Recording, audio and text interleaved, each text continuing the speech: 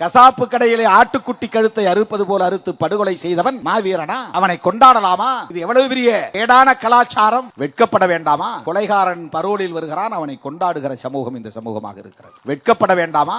எந்த காரணமும் இல்லாமல் அவனை இட்டுக்கொண்டு போய் ஒரு இடத்திலே பதுக்கி வைத்து அவன் குரல் வளையை அறுத்து கழுத்தை அறுத்து கசாப்பு கடையிலே ஆட்டுக்குட்டி கழுத்தை அறுப்பது போல அறுத்து படுகொலை செய்தவன் மாவீரனா? அவனை கொண்டாடலாமா? இது எவ்வளவு பெரிய ஏடான கலாச்சாரம்! இப்படிப்பட்ட கலாச்சாரம் உள்ளவர்களின் கைகளில் ஆட்சி அதிகாரம் வந்தால் என்ன ஆகும்? பாஜகவின் நண்பர்கள் யார்? RSS நண்பர்கள் யார்? RSSக்கும் பாஜகவுக்கும் சாதியை ஒழிக்க வேண்டும் என்பதிலே உடன்பாடு உண்டா? சாதிய பாகுபாடுகளை களைய வேண்டும் என்பதிலே உடன்பாடு உண்டா? அதற்காக இன்றைக்காவது அவர்கள் போராடி இருக்கிறார்களா? கருத்து சொல்லி இருக்கிறார்களா? திருமாவளவன் திமுகவிலே 2க்கும் 3க்கும் போய் நின்றுகிட்டு இருக்கிறார் அப்படின்னு விமர்சனம் செய்கிறவன், நான் கண்ட களங்களை உன்னால் பட்டியலிட முடியுமா?